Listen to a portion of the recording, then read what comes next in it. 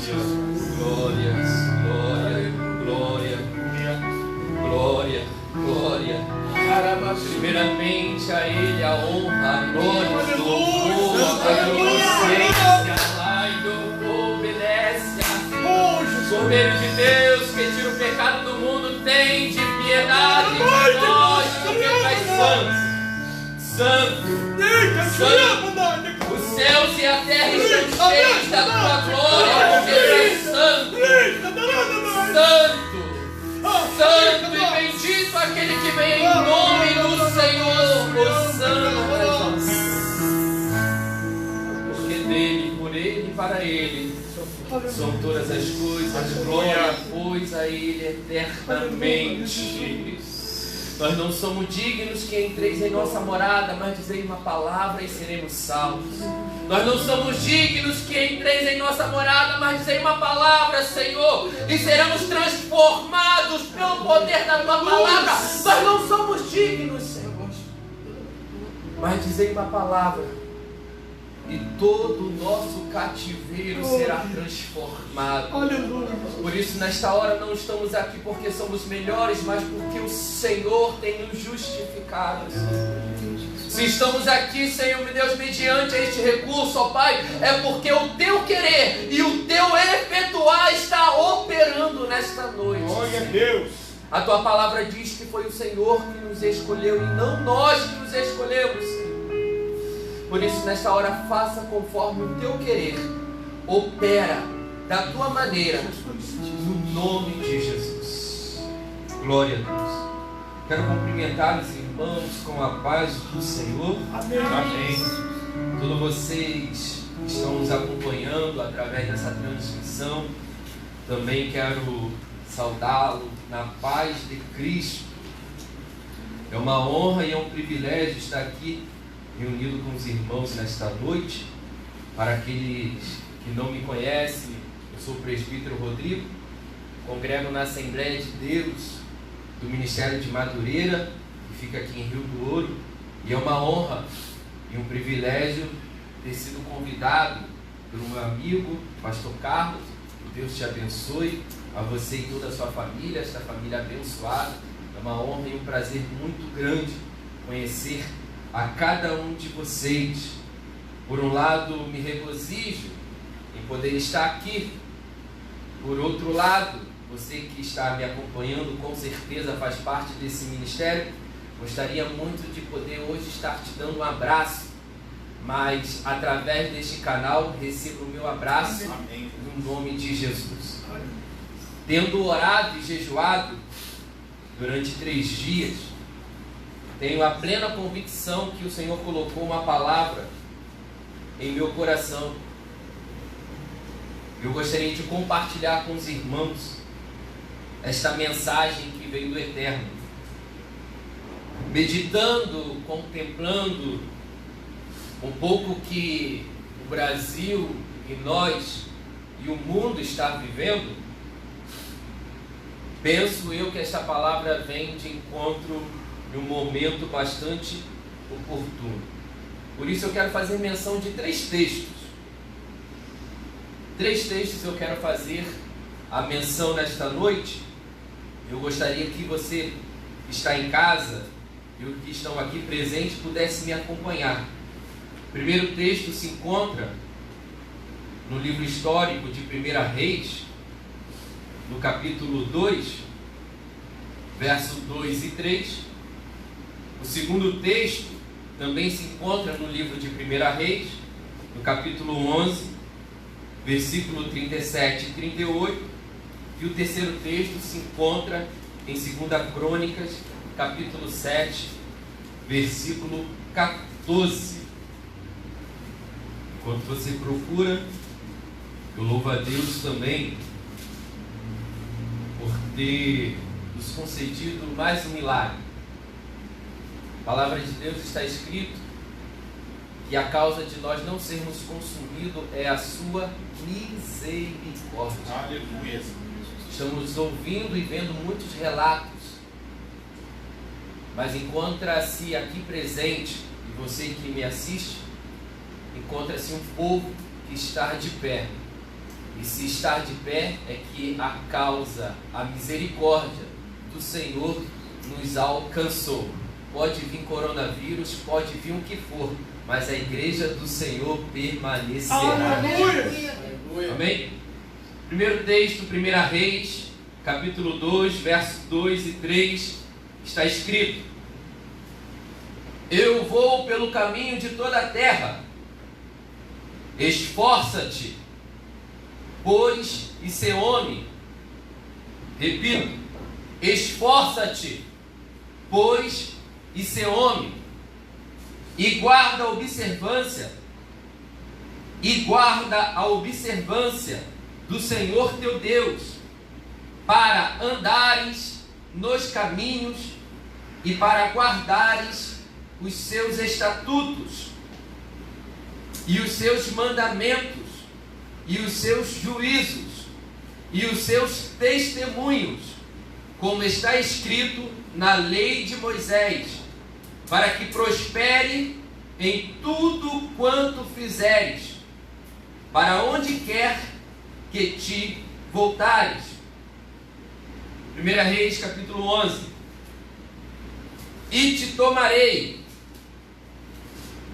e reinarás sobre tudo o que desejar a tua alma, e serás rei sobre Israel. E há de ser que, se ouvires tudo o que eu te mandar, e andares pelos meus caminhos,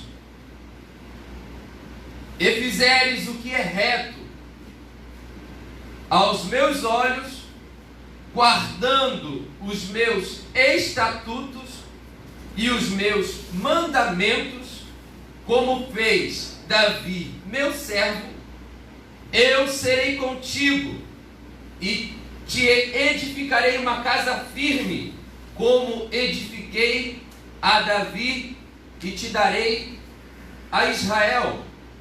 2 Crônicas, capítulo 7, verso 14.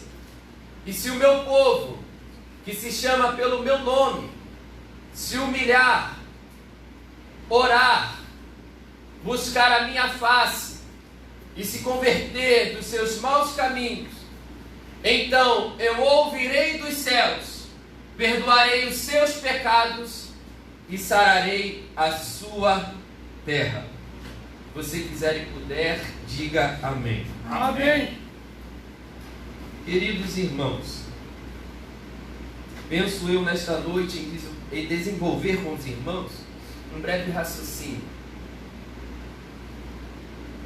sobre esses textos mencionados e objetivando aquilo que nós podemos não só extrair do texto, mas também aquilo que o texto pode extrair de nós. Muitas das vezes, neste meio evangélico, caímos no costume de muito trabalhar com a exegese. A exegese é extrair algo do texto. Mas nesta noite a proposta é: o que o texto, a palavra do Senhor, pode arrancar de nós?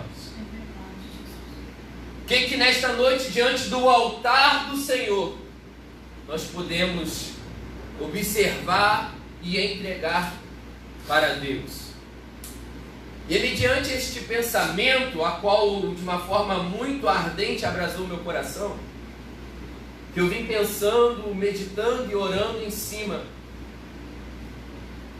desses textos que o Senhor colocou no meu coração. E como atingir e vivenciar esse processo. Porque se bem os irmãos repararam, todos os 3 textos falam de uma promessa de Deus. Mas como viver esta promessa? É a pergunta e a indagação. Todos os 3 textos vai falar sobre, certa forma, de uma prosperidade. E eu não quero trazer um conceito errôneo sobre prosperidade para os irmãos, até porque a minha definição sobre prosperidade é bem simples. Eu dou um exemplo, rapidamente. Por exemplo, isso é real, tá, irmãos? esse exemplo aqui é real. Na minha casa, eu não tenho uma fartura no café da manhã. Eu não tenho cereais, eu não tenho frutas silvestres, eu não tenho manteiga de leite de cabra, eu não tenho morangos ali, não tenho isso. E não estou dizendo que isso é ruim não. Se estiver na casa de vocês, vocês podem me convidar, que eu vou lá. Na minha casa não se encontra isso. Uma vez ou outra, no Natal, a gente até tem. Mas todo dia na minha casa eu tenho o pão, o café e o leite. E prosperidade para mim é isso. O que é? A ausência de necessidade. Por que eu já estou falando isso? Porque estamos vivendo em um tempo, se eu não me colocar na posição e querer vos trazer uma mensagem que seja eficaz para os dias de hoje, não teria razão estar aqui. Porque estamos no tempo, irmãos. Por enquanto ainda estamos respirando um pouco mais à vontade. Mas nós não sabemos o que nos espera amanhã. Então se contenta com um pouco, com a medida de cada dia, porque aquele que é fiel no pouco, o Senhor o confiará no muito. Aleluia, Jesus. E diante disto, eu consigo fazer também algumas semelhanças nos textos que nós fizemos aqui menção. Nos 3 textos, queridos, nós vamos encontrar ameaças. Não entendi, presbítero Rodrigo? É isso mesmo, nos 3 textos, dentro do contexto deles, nós vamos encontrar ameaças. No primeiro texto, está sendo o quê? Ameaçado o reinado de Salomão. Adonias tenta fazer uma rebelião, se amotinar contra o reinado de Salomão, cuja ele que estava prometido para ser rei. No segundo texto, a qual é o final do reinado de Salomão e é o início do reinado de Roboão, e aonde o reino vai se dividir, ali qual que é a ameaça? É essa que eu acabei de dizer, a ameaça de um reino que obviamente vai se dividir. Já há uma ameaça, porque quem está recebendo essa palavra, a qual nós lemos, é Jeroboão, a qual vai reinar sobre as 10 tribos de Israel. E Roboão vai reinar sobre as outras 2. Um é dividido para o reino do norte e outro para o reino do sul. Então há uma ameaça também. E no 2 Crônicas, capítulo 7, o texto que nós lemos ali no verso 14, se nós lermos o verso 13, nós vamos perceber que o próprio Deus ameaça também. Porque está escrito lá, se eu cerrar os céus, se faltar chuva, ou se eu enviar os gafanhotos, ou as pestes, ou as pragas, então meu povo que se chama pelo meu nome, então há uma ameaça ali também. Nos 3 textos a gente vai encontrar ameaças. Mas também nos 3 textos nós vamos encontrar promessa de Deus. Aleluia. E nos 3 textos nós vamos encontrar, para tal promessa, para tal alcance da promessa, uma condição comportamental. Uma atitude que vai me condicionar ao alcance desta promessa. E é sobre isso aqui que eu quero entrar na mensagem. É sobre esses elementos. Se nós fôssemos falar sobre promessas condicionadas, na Bíblia, alguns teólogos, estudiosos vão registrar que existe mais de 8.000 promessas. Promessas de Satanás ao homem, de Satanás a Jesus, do homem para Deus, mas entre elas existe aquilo que nós chamamos de promessas condicionadas. São promessas que estão condicionadas a uma atitude comportamental. E é aqui que eu quero trazer para os irmãos alguns elementos, alguns passos, algum processo que vai nos inserir e vai nos garantir o alcance da promessa. Amém?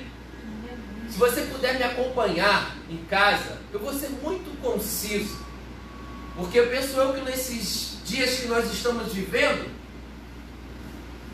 é muito necessário nós nos conscientizar da palavra de Deus. Eu acho muito necessário nós fundamentar a palavra do Senhor de maneira que seja concebível na nossa alma e nos garanta uma vivência coerente na presença dele. Então, se nós fôssemos aqui destacar quais são as promessas, nós iríamos observar que a primeira promessa é para que prospere em tudo quanto fizeres, para onde quer que te voltares. A segunda promessa: reinarás sobre tudo que desejar a tua alma. Eu serei contigo e te edificarei uma casa firme. A terceira promessa: eu ouvirei dos céus e perdoarei os seus pecados e sararei a sua terra. E quais são os comportamentos que nos condicionam a essas promessas? Primeira condição, primeira atitude, primeiro comportamento é: esforça-te, pois, e sê homem. Guarda e anda. Guarda os estatutos, mandamentos e anda nos caminhos do Senhor. A segunda condição: tomar-te-ei.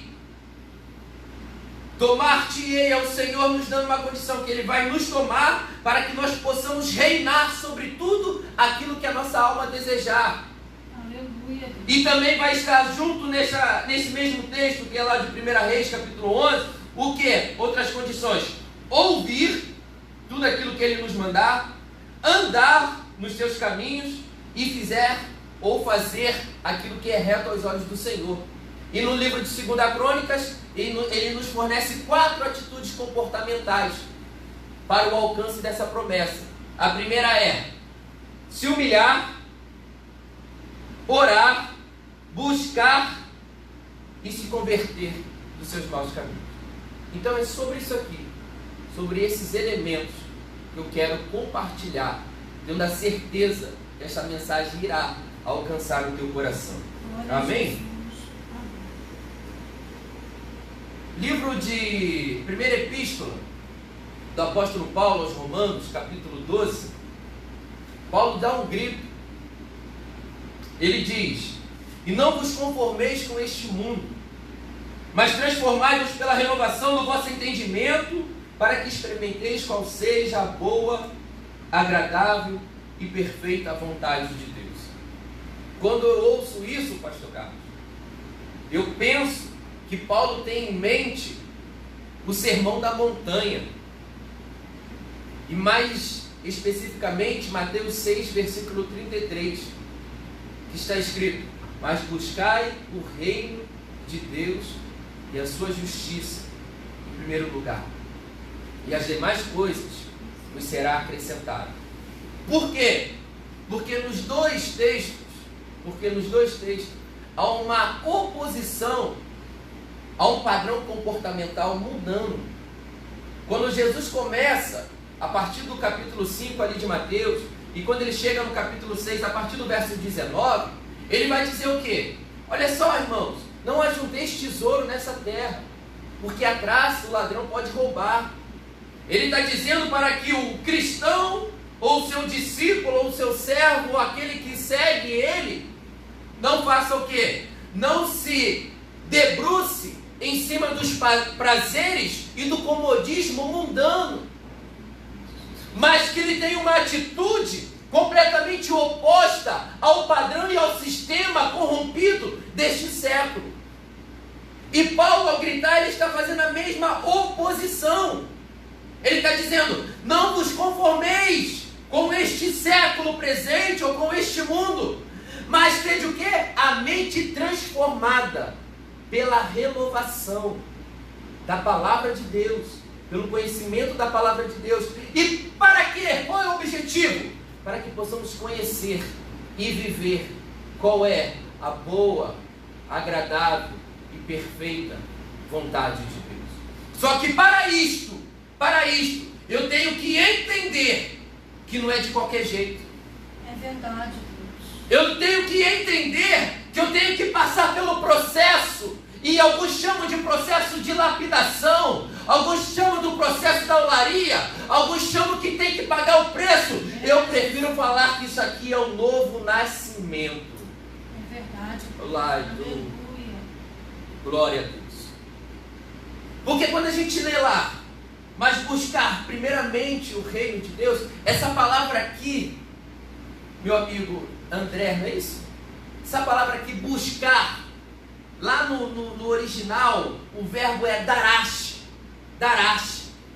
que significa uma busca com intensidade, Transliterado seria inquirir, que significa indagação, perguntar, questionar. E é mais ou menos como se fosse assim: ei, aonde é que fica o reino de Deus? Eu quero encontrar onde que é? Qual é o caminho para eu achar o reino de Deus? E o mais interessante é que Jesus diz: eu sou o caminho, a verdade e a vida. Ninguém vai ao Pai, ou melhor dizendo, ninguém vem ao Pai, senão por mim. Aleluia. Só que para isso ele dá o primeiro passo e nos orienta também, a mim e a você, como seguir nesse primeiro passo. Mateus 4,17 vai dizer: e Jesus começou o seu ministério pregando e dizendo: arrependei-vos, pois é chegado o reino de Deus. Então o primeiro passo é arrependimento. Irmãos, mas Rodrigo, presbítero Rodrigo, parece que você está fugindo do texto ao qual você leu. Não, presta atenção. Quando eu disse para os irmãos que este verbo darash significa buscar, mas significa buscar de uma forma intensa, é a mesma coisa que Davi está falando para Salomão: esforça-te, esforça-te, esforça-te. Porque esforçar-te significa com toda intensidade, você projetar e viver aquilo que você está almejando. É o mesmo sentido de intensidade. E quando ele está dizendo: esforça-te, pois, e ser homem, aí que está a questão dessa intensidade. Porque arrependimento, o que é? É convergir.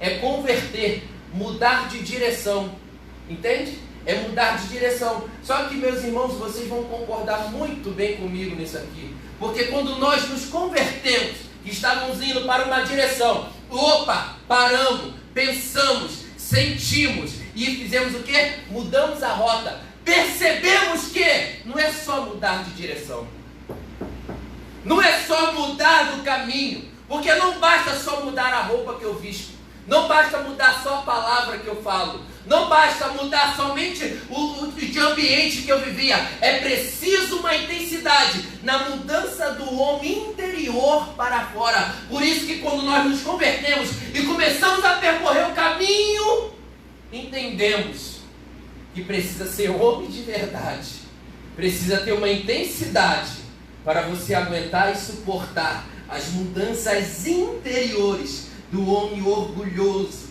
do homem avarento, que precisa ser humilde, que precisa baixar a cabeça, que precisa ser simples. Papai está falando, eu vou falar, que precisa diminuir para que ele cresça, porque dele, por ele, para ele são todas as coisas. Glória a Jesus. Glória a Deus. É o primeiro passo para seguirmos nisto aqui. Mas, irmão Rodrigo, e agora? Eu te digo, oh glória, aleluia. Ele vai dizer: para desejar, tomar-te-ei, e tu reinarás sobre tudo aquilo que desejar a tua alma.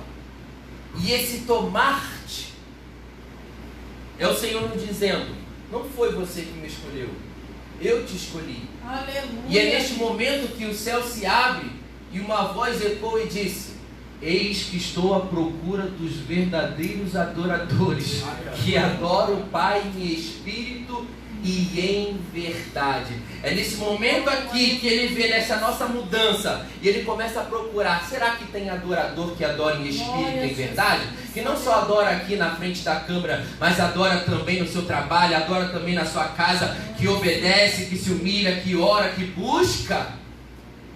É esses adoradores que o Pai está procurando aqui nesta noite. Eu não prego porque eu gosto de pregar, eu prego porque Ele me escolheu. O irmão não canta lindamente como canta porque ele gosta de cantar, mas porque o Pai o escolheu. O irmão não toca porque ele... E tudo é por Ele, para Ele, por Ele, para Ele e nele. Para Ele são todas as coisas. Glória, pois, a Ele eternamente. Aí você pensa comigo: ora, mas você disse que a partir daí então eu vou desejar sobre tudo aquilo que eu quiser, tudo aquilo que minha alma quiser? É sim, eu até te digo que sim. Porém, a sabedoria que vem do alto ela é pacífica, ela é moderada, tratável. Aquilo que Tiago vai dizer na sua carta. Ela é cheia de misericórdia, sem hipocrisia, sem parcialidade. Ela não é uma sabedoria que você vai pensar assim: agora que eu estou cheio de sabedoria, eu vou ser o cara. Agora que eu estou cheio de sabedoria, agora que eu estou reinando, eu vou fazer o que eu quero. Não. Antes, a sabedoria que vem do Pai, ela é moderada, tratada, cheia de misericórdia. E sem hipocrisia e muito menos parcialidade com o mundo. Então muitos pensam que, poxa, agora eu vou desejar e vou reinar o que eu quiser. Pensa que vai chegar aqui e vai ganhar o carrão do ano. Pensa que vai chegar aqui e vai ganhar a casa nova. Não. Há um processo a ser seguido, meu. Eu não estou dizendo que essas coisas são erradas. Não estou dizendo isso, pelo contrário. Quer carro novo? Trabalha, você vai conseguir. Quer casa nova? Trabalha, você vai conseguir. Investe, empenha, guarda, você vai conseguir. Porém, aqui o processo é um pouquinho mais estreito, porque só há dois caminhos. A estrada é larga, o outro é estreito. E só quem vai para o céu, para a eterna glória, vai passar pelo caminho estreito. Outra condição, meus amigos, que eu quero compartilhar com os irmãos, é nessa questão de ouvir e guardar. Ouvir e guardar. Porque nós falamos aqui, né, sobre os processos e as atitudes comportamentais que vai nos dar esse processo. Eu não quero esgotar, não poderia aqui esgotar todo este assunto e nem vou poder detalhar todos os tópicos de o que é cada tópico. Eu não vou me aprofundar em cada elemento. E isso eu já faço de propósito, para que vocês falem com o pastor Carlos me convidar para eu voltar na próxima vez. Aí a gente entra. Quem quer ouvir cada detalhe? Então, aí a gente, como fala o pastor Carlos, ele me convida e eu volto aqui.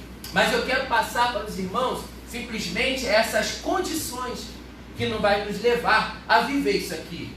Então o segundo passo, que nós, dentro desse primeiro passo ainda, seria ouvir e guardar. Ouvir e guardar. E qual é o objetivo? Qual é o objetivo? Para quê? Para quê? Será que é simplesmente assim? Eu tenho que ser como um burro ou um animal que muitas das vezes não conhece aquilo que segue, aquilo que faz, sem lógica e racional? Não, tudo tem um objetivo, tudo tem um propósito, tudo tem um porquê. E qual é o objetivo de nós ouvirmos e guardarmos a palavra do Senhor? Romanos 10:17. De sorte que a fé é pelo ouvir, e ouvir pela palavra de Deus. E por quê? Porque todo aquele que é nascido de Deus vence o mundo. E esta é a vitória que vence o mundo, a nossa fé. 1 João capítulo 5, verso 4. Esse processo de ouvir e guardar vai começar a permear dentro de nós uma fé, uma constância de fé, uma firmeza, vai nos consolidar na caminhada. Esse processo diário de ouvir, de guardar, exercitar, que vai nos preparar para esta condição. Se você puder me acompanhar em 1 Esdras, capítulo 7, versículo 10, olha o que ele vai dizer. Porque Esdras tinha preparado o seu coração para buscar a lei do Senhor e para cumprir e para ensinar a Israel os seus estatutos sobre Israel. Então, dentro dessa condição aqui, há a necessidade de nós prepararmos ou dispor o nosso coração para buscar, para viver e depois para ensinar. Mas olha o primeiro processo, o primeiro passo que Esdras dá. Ele se dispôs ou preparou o seu coração para isso. É verdade, Jesus. Disponibilizou. E muitas das vezes nós chegamos aqui e simplesmente só assim: venha a mim o teu reino. Mas o que você pode dispor para que este reino venha até você? O que você pode, quais são as condições que você está estabelecendo para Deus, para que você possa viver de forma abundante este reino de Deus nessa terra? Porque quando nós falamos sobre buscar o reino de Deus em primeiro lugar, parece que soa como simplesmente um aspecto futurístico. Sim, também.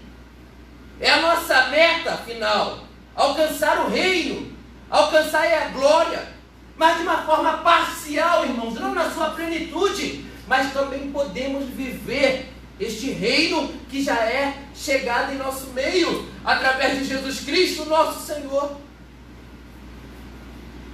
Só que para isto, parece que muitas das vezes, a gente coloca a condição como que o reino de Deus tem que se adaptar a nós, e não nós nos dispormos para viver e alcançar este reino. E a pergunta hoje, o que eu posso dispor no meu coração? Será que seu carro está disponível para a obra de Deus? Será que a sua família está disponível para a obra de Deus? Será que o teu físico, o teu intelecto, a tua alma, o teu espírito, o teu tempo, a tua casa, a tua vida por completo, corpo, alma? Qual o primeiro mandamento? Amarás o Senhor teu Deus de todo o teu coração, de toda a tua alma, de toda a tua força, de todo o teu pensamento. Será que você está dispondo-se por completo para realmente poder alcançar essas condições? E o segundo passo, que é inevitável, é o sentar e aprender. Sentar e aprender, exatamente. Porque se eu colocasse para os irmãos, chegasse aqui um estranho e falasse assim: recebe aí, tá, pastor? Suponhamos que o pastor Carlos tem agora 500 mil reais. Amém. E eu chegasse para ele aqui: estou com um negócio muito bom, meu nome é Rodrigo, simplesmente é Rodrigo, e eu estou aqui, você quer investir seus 500 mil reais aqui no meu negócio novo, top de linha? Você acha que ele iria investir sem conhecer algo? Sem conhecer aquilo, a minha proposta? Sem conhecer de fato? Obviamente que não. Não iríamos investir. Como que você vai dizer que é um cristão sem você conhecer aquilo que você está investindo a sua vida? Como que você vai dizer que é sem simplesmente conhecer aquilo que você diz que é? Então, para isso precisa sentar e aprender. E parece soar estranho, mas isso se encontra lá em Efésios, no capítulo 2, verso 6, que está escrito assim: e nos ressuscitou. Lembra que eu disse que o primeiro passo é a questão do arrependimento, do novo nascimento? Então aqui já está nessa condição: e nos ressuscitou juntamente com Ele, e nos fez assentar nos lugares celestiais em Cristo Jesus. Mas por que isso, Rodrigo? De onde você tirou isso? A gente sempre tem em vista que quando Paulo escrevia suas cartas de uma maneira pedagógica, ele sempre separava na metade. Por exemplo, os 3 primeiros capítulos de Efésios são completamente doutrinários, teóricos, instrutivos. E os do capítulo 4 em diante até o 6 são de ordem práticas. Então primeiro ele instruía, para depois dizer como fazer. Primeiro ele ensinava, para depois colocar em prática. Nada do que a gente faz sem antes ter a teoria. Você nunca trabalhou sem algo antes ter aprendido sobre aquilo, a não ser que seja o autodidática. Mas você sempre precisou aprender sobre aquilo para depois poder mexer naquilo. Então ele diz nessa condição. E no segundo, é o andar dignamente. É o andar dignamente. E lá em Efésios, ainda no capítulo 4, já pegando como exemplo nessa questão da ordem prática, ele vai dizer: rogo-vos, pois, eu, o preso do Senhor, que andeis como é digno da vocação com que foste chamados. Então perceba as condições, irmãos. As condições hoje apresentadas para nós, para que possamos viver de uma forma plena as promessas de Deus. Deus está nos instruindo de uma forma racional, inteligente, conscientizadora de como viver. Esta é uma mensagem de ordem prática. Eu entendo aqui que esta mensagem não vai surtir um efeito pentecostal, digamos assim, aqui agora, mas é uma mensagem que vai produzir um efeito muito grande na sua vida para os dias a qual nós estamos vivendo. É verdade. Porque estamos vivendo dias de dúvidas, de incerteza, de insegurança, de calamidade, de caos. Nós não sabemos o que vai ser de amanhã. O nosso emprego já foi colocado à prova. As nossas provisões já foram colocadas às provas. E agora? Agora o Senhor diz: ei, não te mandei eu? Esforça-te, tem bom ânimo, não pasme, nem desanime, porque eu serei contigo por onde quer que tu andares. Somente medite nesta palavra dia e de noite e andes prudentemente, dignamente, por onde eu tenho te mostrado, para que possas ir bem em tudo. E eu quero encerrar nesta noite, Glória a Jesus. Aleluia. terminando com o texto de 2 Crônicas. E se o meu povo, que se chama pelo meu nome, se humilhar, orar, buscar a minha face e se converter dos seus maus caminhos, então eu ouvirei dos céus, perdoarei os seus pecados e sararei a sua terra.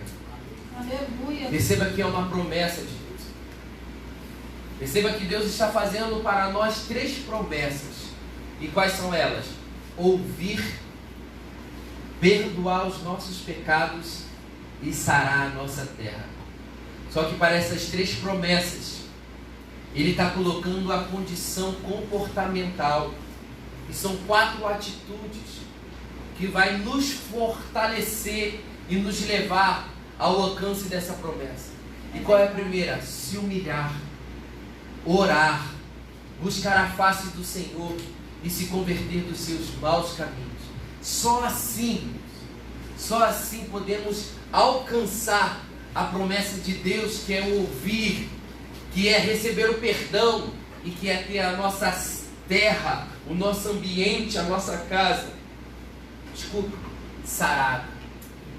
É nestas 4 condições comportamentais, é nesses elementos de guardar a palavra do Senhor, de ouvir a palavra do Senhor, de andar dignamente, de fazer aquilo que é reto aos olhos do Senhor, que vai nos conduzir ao alcance da promessa.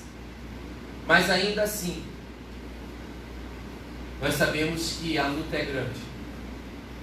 Eu quero já pedir, por favor, sei que o pastor aqui já vai fazer uma oração logo em seguida, mas eu quero pedir, meu amigo, que ele faça um fundo aqui, por favor. E este momento, você está na sua casa, é um momento que eu quero que você receba poderosamente esta mensagem. Eu quero que você abra as portas do teu coração para compreender isso. De tudo isso que eu te falei, de todos os processos, de todas as passagens que veio nos ensinando a como obter e alcançar. Eu quero que você entenda que acima de tudo, é necessário orar e vigiar. Porque Efésios capítulo 6, versículo 12 vai dizer muito claramente que a nossa luta não é contra o sangue nem contra a carne. É contra os principados, contra as potestades, contra as hostes malignas, contra o príncipe das trevas deste século. Há 4 poderes malignos neste momento sobre a face da terra, que diz a palavra que estão nas regiões celestiais, tentando investir de uma maneira muito maléfica contra o povo de Deus, contra o cidadão de bem. E eu e você, igreja do Senhor, precisamos entender isso. Precisamos entender isto, precisamos despertar, precisamos abrir os olhos do nosso entendimento, sermos corroborados e iluminados pelo Espírito Santo.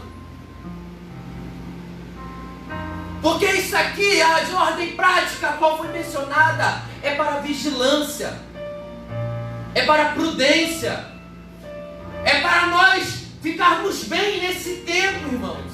É uma palavra de sabedoria que vem do alto para nos dar um ambiente protetor para nós e para as nossas famílias, para os nossos filhos nesses últimos dias. Mas ainda assim é necessário olhar, vigiar e orar. Ainda assim é necessário prestarmos atenção, porque o inimigo está ao nosso derredor, bramando como leão, querendo devorar, querendo destruir, querendo acabar com o nosso ministério, querendo acabar com a nossa família, querendo acabar com a nossa união. Perceba que tão claramente a gente está vivendo as consequências do pecado original. Nesses últimos dias, parece que nós estamos retornando ao Éden, pastor. Porque se você parar para pensar, o que o pecado causou? Causou 3 divisões. A primeira divisão, separação espiritual, separando o homem de Deus. A segunda, separação social, separando o homem do seu próximo. A terceira, separando o homem de si mesmo. Uma queda espiritual, uma queda social e uma queda psicológica. E nesses últimos dias a gente tem visto tantas pessoas que estão desesperadas, porque não tem uma palavra como essa de segurança, que nos garante, não tem uma instrução como esta, de como nós ficarmos para passarmos bem. Porque a palavra do Senhor é bem clara: ainda que te passares pelo fogo, ele não te queimará. Ainda que passares pelas águas, elas não te submergerá. Ainda que pisares pelos espinhos, não te fará mal algum, porque eu, Senhor, estou contigo. Receba isso. Se você precisa de fé, receba fé. Se precisa de revestimento, receba agora no nome de Jesus. Aleluia, Deus.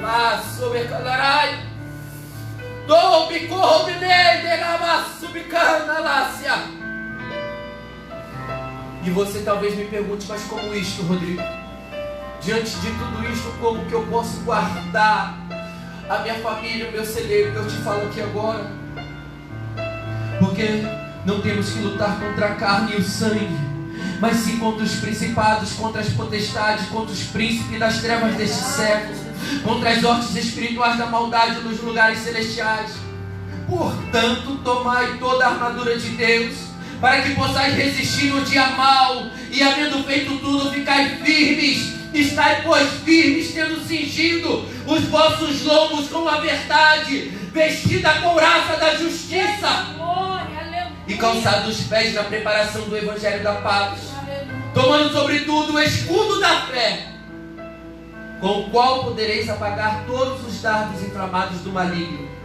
Tomai também o capacete da salvação e a espada do Espírito, que é a palavra de Deus, orando em todo o tempo, com toda oração e súplica no Espírito, e vigiando nisto com toda perseverança e súplica por todos os santos.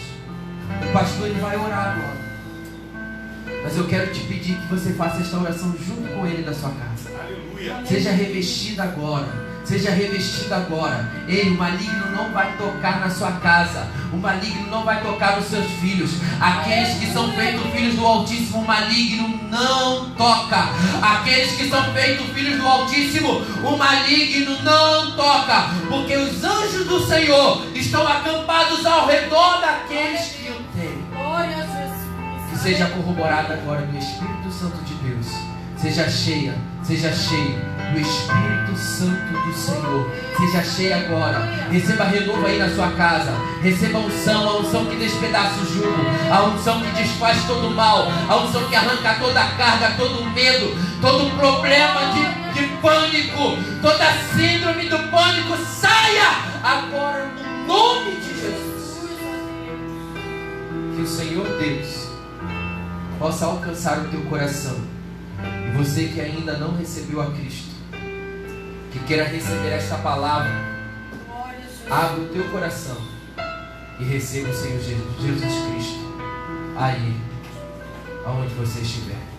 Que Deus te abençoe, no nome de Jesus. Amém.